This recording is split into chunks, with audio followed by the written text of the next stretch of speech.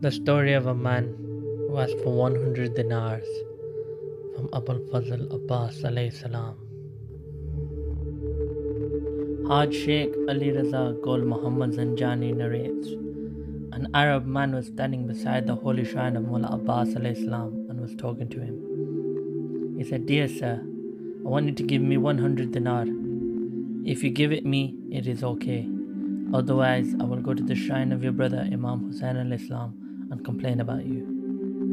Then he turns his head towards the shrine and says, I understood, and leaves the shrine.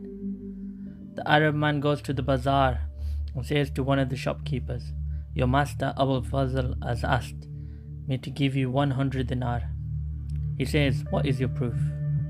He answers, "The proof is that your son has been sick and you have vowed to pay 100 dinar to Abul Fazl alayhi salam." He says, "Okay, give it to me." He gives the 100 dinar to him.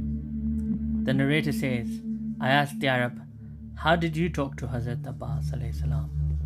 He replied, 'I told him that if you did not give me the money, I will go and complain to your brother Imam Hussain alayhi salam.'